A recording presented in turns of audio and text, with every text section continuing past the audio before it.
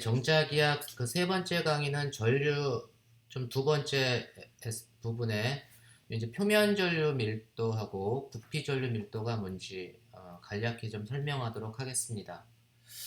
먼저 요거는 이제 그 표면에 전류가 이렇게 흘러가고 있고 이때 표면 전류 밀도라고 하는 거는 이제 기호로는 K라고 썼는데 이 표면 전류 밀도는 여기 지금 폭이 길이죠. 폭이 dl perp. 표면에 하나의 이제 그 선을 쭉 건데 그 선이 그냥 라인이 폭이 없는 라인이 아니고 이제 폭이 dl perp인 좁은 띠를 통해서 전류가 요만큼 di만큼 흐를 때 그때 표면 전류 밀도는 단위 폭당 이거 유닛 width 이렇게 되는 거죠. 그 단위 폭당 전류를 표면 전류 밀도다 이렇게 됩니다. 단위 폭당 폭이지만 이제 길이의 단위죠. 단위 폭당 흐르는 전류를 표면 전류 밀도라고 하고 그건 이제 DI분의 DL pulp, DI분의 DL pulp 이렇게 썼습니다. 이게 이제 표면 전류 밀도의 정의입니다. 단위 폭당 흐르는 전류. 그리고 우리가 이제 그 표면을 보면 표면 전하 밀도는 뭐 surface charge density 그래가지고 단위 면적당 전하량이 표면 전하 밀도 그래서 쿠올롱 퍼 메타 제곱 요게 이제 단위가 되겠죠. 요게 이제 표면 전하 밀도인데 우리가 그냥 그 1차원 라인 선상에서 전류가 흐를 때는 선전하 밀도 어떤 라인 선상 그냥 라인을 따라서 전류가 흐를 때 V의 속도로 흐를 때에 흐르는 전류는 선전하 밀도 곱하기 전류의 속도 그래서 I는 램다 V 이렇게 계산을 했었죠. 그게 이제 전류의 정의였는데 우리가 표면 전류 밀도라면 K는 뭐냐면 K는 단위로 따지면 전류 나누기 길이잖아요. 그래서 전류가 1차원상에서 램다 V, 선전화 밀도로 나타지만 램다 V 나누기 L 펄 이게 이제 단위입니다. 제가 그냥 단위를 좀 이렇게 그냥 기호로 그냥 다 써버렸는데 그래서 우리가 선전화 밀도에다가 이 폭을 더 나눠주니까 이 놈이 뭐냐면 람다 나누기 L 펄프에 해당되는 게 뭐냐면 그 면이 됩니다. 면, 그쵸?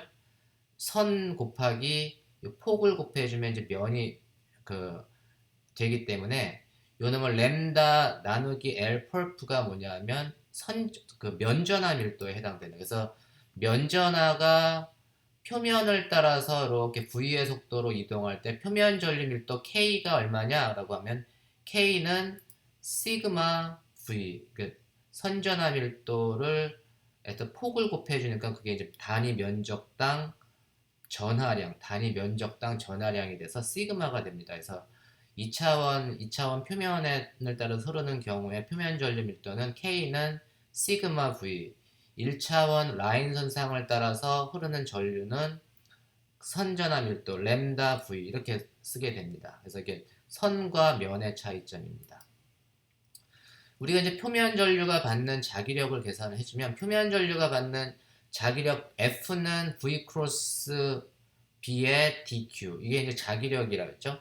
자기력은 이제 V 크로스 B의 DQ인데 이때 DQ는 1차원 선이면 램다 DL 램다 곱하기 DL이었는데 지금 이제 면이니까 면의 분법 표면 전하 밀도로 나타내주면 얘는 시그마 DA 1차원의 경우 람다 DL이고 2차원 표면인 경우는 시그마 DA가 되고 우리가 시그마 곱하기 V가 표면 전류 밀도라고 했죠. 그게 시그마 곱하기 V가 표면 전류 밀도니까 얘는 그냥 K 크로스 B의 DA 요게 이제 표면 전류가 받는 자기력이 됩니다. 그래서 보통은 면전화 우리가 그 정전기학에서 이제 면전화가 분포된 경우 면전화 때문에 면의 위쪽하고 아래쪽에는 불연속적인 그 일렉트릭 필드가 연속적이 아니라고 했죠. 그러니까 불연속적인 전기장이 생긴 것처럼 여기 면전류에 의해서도 자기장이 위하고 아래가 불연속적인 경우가 됩니다. 그래서 이 경우는 그 불연속적인 그 전기장이 생겼을 때는 이제 우리가 평균값을 갖다가 썼는데, 마찬가지로 B 필드도 면 위아래가 불연속적인 경우인 경우는 B가 평균값을 적어주는, 요 B가 그냥 값이 아니고, 요거는 B는 위아래의 평균값. 예를 들면 위쪽의 자기장과 아래쪽 자기장의 평균값을 여기다 넣어줘야 됩니다. 이 경우가 이제 표면 전류 밀도에 의해서 만들어지는 그 자기력, 표면 전류 밀도에서 받는 자기력은 이제 평균값을 계산해 줘야 된다. 부피 전류 밀도는 이제 이게 3차원 오브젝트인 경우는, 3차원 오브젝트인 경우 이제 관을 따라서 단면적이 전류의 방향에 수직한 단면적이, 그걸 제가 dA 펄프라고 했고, 단면적이 dA 펄프인 좁은 관을 따라서 전류가 이렇게 흐를 때, 부피 전류 밀도 J는 DI 분의 DI dA 펄프. 다시 말해서 단위 면적당 전류가 그 부피 전류 밀도 혹은 최적 전류 밀도 이렇게 나타납니다. 아까 표면 전류 밀도는 단위 폭당 전류, 부피 전류 밀도는 단위 면적당 흐르는 전류를 부피 전류 밀도다 이렇게 얘기를 합니다. 차원이 하나 그냥 라인에서 에어리어로 바뀐 거죠. 이 경우는 부피 전화 밀도는 단위 최적당 전하가 부피 전하 밀도에서 쿠올롬 퍼 큐빅 미터가 로인데, 우리가 1차원 오브젝트의 전류는 I는 램다 V, 표면 전류 밀도는 시그마 V. 이렇게 됐으니까 최적 전류 밀도, 부피 전하가 어떤 이런 관을 따라서 속력 V로 이동할 때 부피 전류 밀도 J는 어떻게 될까요? 부피 전하 밀도 곱하기 속도. 그래서 J는 rho V 이렇게 쓰면 됩니다. 그래서 우리가 이제 선전하 밀도, 면전하 밀도, 부피 전하 밀도로 전류와 표면 전류와 부피 전류가 어떻게 계산되는지를 여러분들이 좀 이해하시기 바랍니다.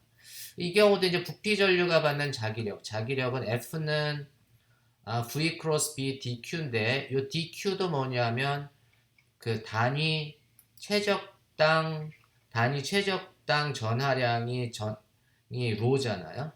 그래서 그게 이제 DQ는 로 D 타우. 이 타우는 뭐냐면 이제 최적 요소, 볼륨 엘리먼트가 되고, 이게 볼륨 차지 덴시티가 됩니다.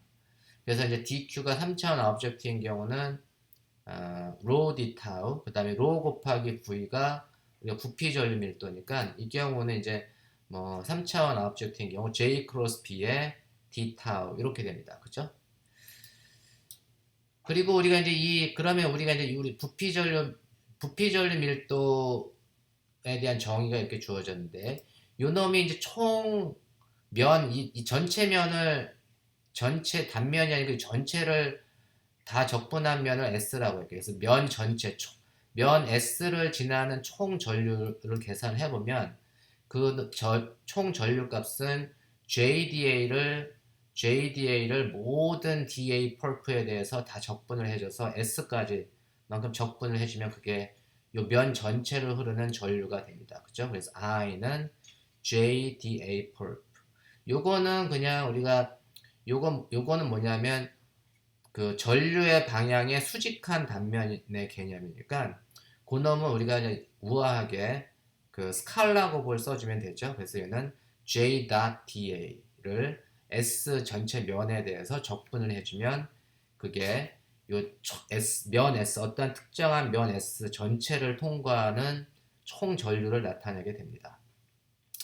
우리가 이제 어떤 벡터의 어떤 벡터의 면적 적분은 요 놈을 최적 적분으로 바꿔줄 수가 있어요. 그건 이제 단위 시간 동안 어떤 부피 V를 빠져나가는 총 전하량, 요 놈은 이제 면을 통과하는 전류잖아요. 그 면을 통과하는 전류는 면을 통과하는 전류 J.DA는 어떠한 면을 통과하는 전류는 divergence J.D tau 그 divergence의 최적적분과 같다고 했죠. 그래서 우리가 이제 JDA는 divergence JD tau인데 어떤 벡터의 면적적분은 모든 closed한 그 면에 대해서 요놈은 그 최적을 감싸는 그런 면에 대한 면적적분은 최적적 divergence에 대한 최적적분으로 바꿔줄 수가 있고 요놈은 어떠한 시간 동안에 어떤 부피를 빠져나갔다 부피를 빠져나간 전하량을 계산한다 그러면 뭐냐면 그 빠져나간 전하량은 어디로 간 거죠?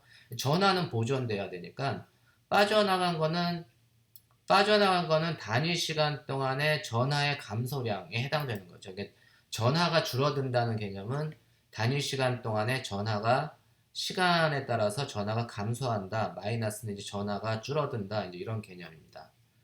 그래서 이제 J.DA라고 하는 거는 전하가 감소한다는 의미고 어떤 면을 통과하는 전류라는 얘기 혹은 어떤 일정한 최적에서 빠져나가는 총 전하량은 시간에 따라 전하가 감소했다는 얘기고 요놈은 Q라고 하는 거는 어떤 최적 전하 밀도를 최적에 대해 적분해주면 되잖아요. 그래서 BQ는 뭐냐면 rho d tau 3차원 오브젝트인 경우는 요게 이제 전체 전하량인데 그 전체 전하량이 시간에 따라서 감소한다. 그게 이제 마이너스 dt의 rho d tau가 되고 요놈은 이 적분을 시간에 의해서 미분한다는 얘기는 이쪽에서 시간에 대해서 변하는 양은 이제 전하 밀도가 변하겠죠. 그래서 요놈은 이제 전하 밀도가 타임을 가지고 있기 때문에 요 상미분을 적분 안으로 집어넣어주면 그 이제 편미분이 됩니다. 그래서 얘는 마이너스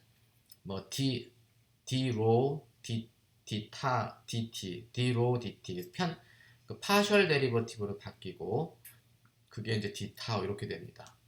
그래서 우리가 요 최적 적분한 요 왼쪽 divergence jd tau하고 마이너스 d rho dt가 사실은 같아야 돼요. 그죠?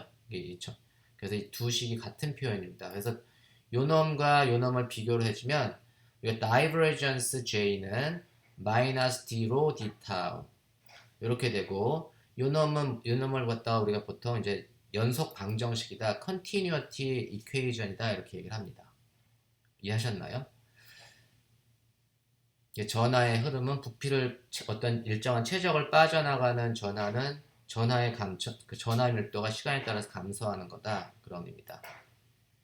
예제 5-4는 이제 단면적이 A인 원형 도선이 있습니다. 그리고 이제 그 원형 도선 전체 전류가 고르게 이렇게 퍼져 있는 경우 부피 전류 밀도를 계산하시오. 부피 전류 밀도는 current per unit area 단위 면적을 통과하는 전류라고 했죠.